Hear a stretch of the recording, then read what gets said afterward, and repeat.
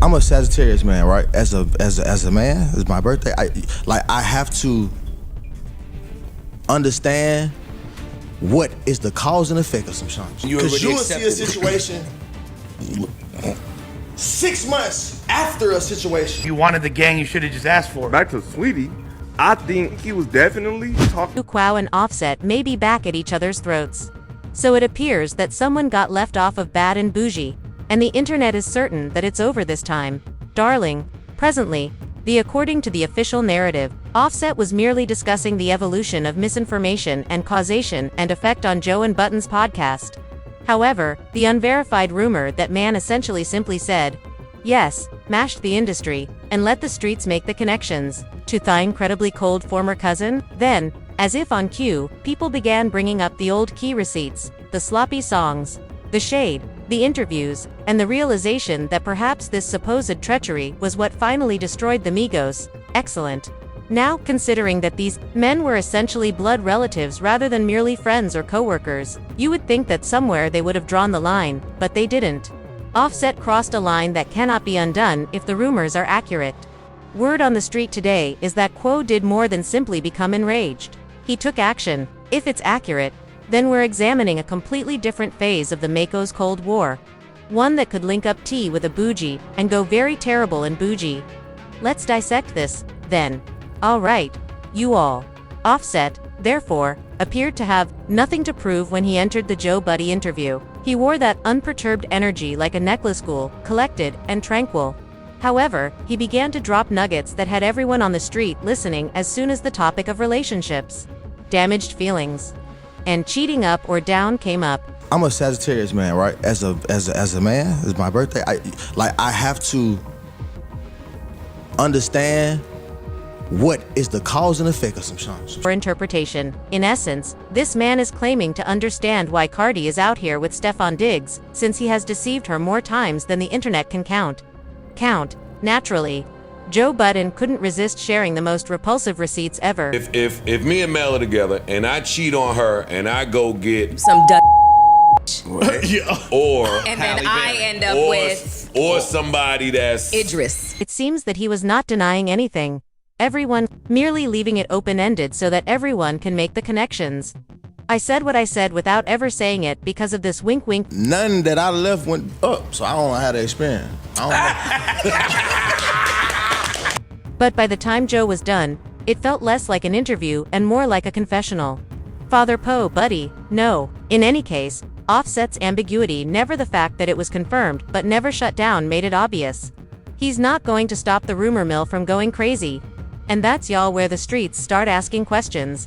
Because if Offset's clue was playing him a D on the camera, how close are we to Quavo stepping in off camera?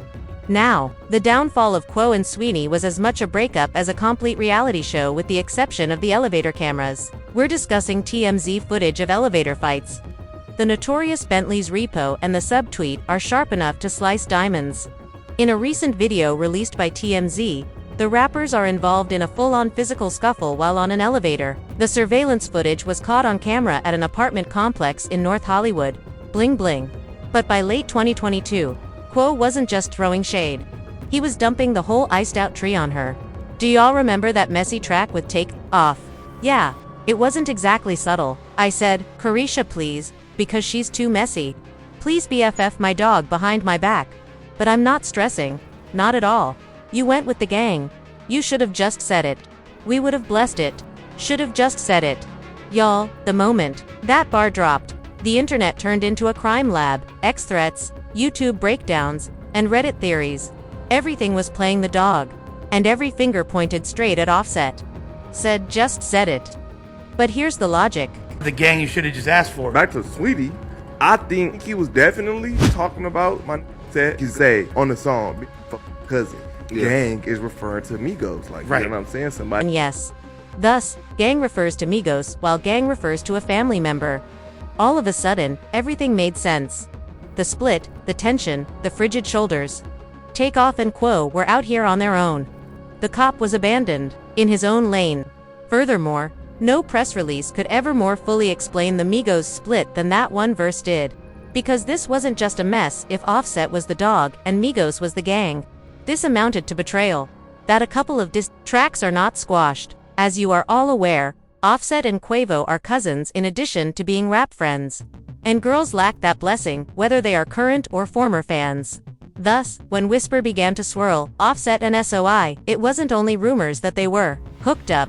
It was a direct blow to the brotherhood of Migos. However, the time frame is where it becomes even more damaging because TMZ released shocking elevator footage from a North Hollywood apartment complex before the split was ever made public. He was avoiding the two are battling over what appears to be an orange Call of Duty case after the hit. Quavo drags her inside the elevator as the altercation continues. And Saweetie spills and appears hurt, while the Migos rapper does nothing to assist her. At one point, he does nothing to help Saweetie, who is still on the ground, despite appearing to be aware that the camera has captured their dispute. Following the announcement of their breakup, this film, which appears to have taken place in 2020, represents a startling change of events. It was unsettling to observe. In the end, he leaves her on the ground and simply stands there, apparently hurt. "I'm single," Saweetie tweeted a few weeks later. "Behind the scenes, I've experienced too much betrayal and hurt for a phony story to be spreading that diminishes character. Gifts don't cover wounds. Furthermore, when intimacy is extended to other women, it is not genuine love." Now, before you believe that Quo apologized via Twitter for his actions on video, he retaliated against Saweetie, stating, "You disappointed me by doing all that, and I loved you. I mistook you for a different woman. I hope the very best for you." So, yes, there was a surge in rumors of cheating. Then the internet grenade appeared. The tweet that silenced the streets was sent by Stayus Kalo, also known as X, as Little Miss Obsession. "I said, abs darling. Are you serious about talking about husbands?" That was in fact in response to Cardi B's defense of, quote-unquote, her guy at the time following charges of marijuana use and weapons ownership. "Girl, who are you defending?" was the online response. Quo did not, however, corroborate it. Okay. But his unkempt bar Quo himself began quoting when he was singing about fidelity. And it might as well have been a solitary separation as a creative split. And that is precisely what everyone believes was lost on the elevator floor. However, things become wilder since supporters thought the 2023 Grammys disproved the notion that Quavo and Offset's conflict could only get worse. According to sources at the event, Quo and Offset got into a heated altercation just before Quo performed Without You as part of the In Memoriam tribute to Takeoff. Backstage, they had to be separated. Indeed, a little video that depicts them both being calmed down later is making the rounds on the internet. Honor, he was supposedly prevented from taking the stage by Quo's refusal. At that point, the situation became heated. According to one camp, Quo initiated the altercation. For his part, Offset took 2x a few hours later to thoroughly dispel a notion. "How do I appear while I'm fighting with my brother? You ninjas are insane." However, the fans weren't persuaded. Many noted that even though both were giving heartfelt remarks at Takeoff's funeral months prior, the two didn't appear to talk, make eye contact, or even acknowledge one another. "Get your money and stay out of the way," someone tweeted. "Karma will be just, bro." It had been hoped the dispute would cease with Takeoff's passing. Rather, it appeared to demonstrate how extensive the cracks were, because if sorrow wasn't enough to unite them, in that case, perhaps this was never solely about music. Everyone was expecting Cardi B to step in when the allegations about Offset and City began to fly out of control. But she did the exact opposite. People became much more hushed after she became radio silent. Suspicious, she didn't sit down with Jason Lee until she eventually, the elephant in the room was addressed. And you know that I was finding out that truth in and out. So it's like, if I entertain something that I know is not true on the internet, people be like, "Oh, it is true because you're addressing it." And she would neither affirm nor deny. And the quiet around that chess move simply strengthened the conjecture she already had.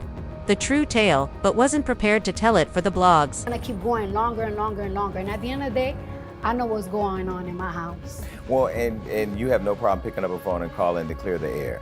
But that's why I love that. That's the growth. On translation, things weren't going well. She simply didn't want to publicly discuss her personal problems.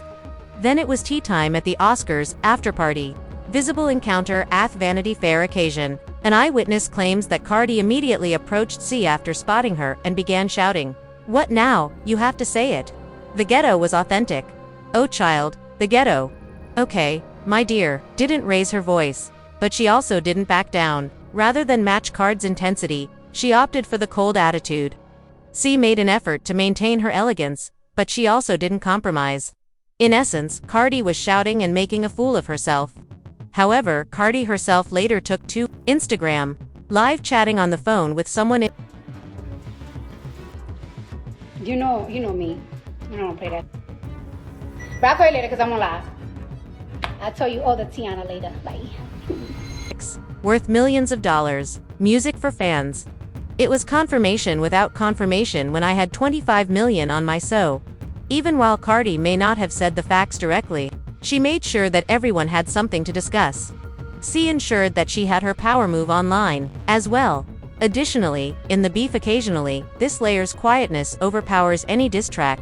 But let's return to Quo and how, following the initial smash rumors that surfaced online, Saweetie's reputation fell. Saweetie was the frosty girl of hip-hop when she was with Quo. She also collaborated with McDonald's and Crocs. Brad's campaign on that video game. Yeah. She had the Crocs deal, she had the McDonald's deal, she had hella deals just coming back to back to back. She had the Brad's thing, she had her own cartoon. Brand cash was pouring in. However, after the split, the headlines began to look a little different. The Get Your Lick Back era was the first. Fans perceived it as city girl vigor, while the streets referred to it as something completely different. Little baby paparazzi, photos, social media rumors, and Quio's cam were interpreted as disrespect. Floor for being ran through by this nigga brother and homie. I don't think slur is the right word. Homewrecker. You can say that. You slut and whore. And once you are promiscuous after being a wifey, you now lose your reputation. It's now, right? You know, like you're no longer as popping because right now we all view her as just an outright like whore, slur, right? Imagine Quo catching Offset backstage somewhere, still smoldering. His honesty comes out as a cunning jab. No cameras, no Grammys, producers, nobody to pull them apart this time. Only a door that is closed. Before security even recognizes the person involved. There are a couple heated exchanges with hands flying everywhere, because a verse or a story is no longer the only thing at stake. It concerns years of silent disdain for a fraternity that evolved from about a name and diamond to dust.